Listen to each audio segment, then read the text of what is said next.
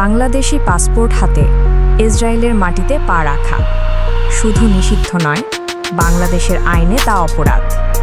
আর কেউ যদি সেখানে গিয়ে নিজেকে ইসরায়েল ও ইহুদি জাতির প্রতিনিধি বলে দাবি করেন, তাহলে প্রশ্ন উঠবে, কে তিনি, কেন এমন করলেন?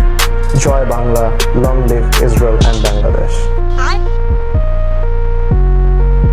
তার নাম ডাক্তার সাদমান জামান, ২৬ বছর বয়স, চট্টগ্রামের ছেলে। ইংলিশ মিডিয়াম স্কুল, এরপর মহসিন কলেজ, তারপর চট্টগ্রাম মেডিকেল কলেজ থেকে MBBS।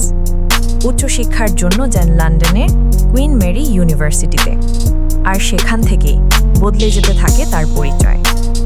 লন্ডনে গিয়ে তিনি যুক্ত হন ইহুদি ছাত্র সংগঠন JSOC-এর সঙ্গে। ২০১৬ সালের নভেম্বরে তিনি ইহুদি ধর্ম গ্রহণ করেন।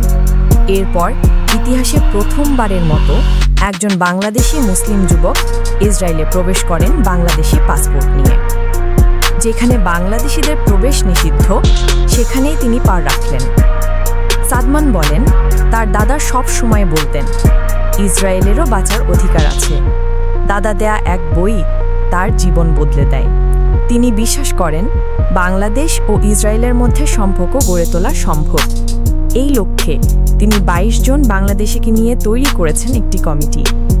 সাদমান অংশ নিয়েছেন ইসরায়েলের রাষ্ট্রপতির বাসস্থানে, যোগ দিয়েছেন আন্তর্জাতিক কনফারেন্সে।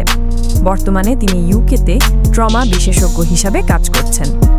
তবে এসব নিয়ে বাংলাদেশে তীব্র প্রতিক্রিয়া তৈরি হয়। হুমকি পান, এমনকি জীবনের নিরাপত্তাহীনতায় লন্ডনে থেকে আবার ইসরায়েল সফর করেন। সঙ্গে রাখেন সেই জুতো ও ঘড়ি যা তার দাদা উপহার দিয়েছিলেন। একজন বাংলাদেশি মুসলিম যুবকের এভাবে ধর্মান্তর, রাষ্ট্রীয় নীতির বিরুদ্ধে অবস্থান, এটা কি নৈতিক নাকি অপরাধ? আপনি কি মনে করেন? মন্তব্যে জানান।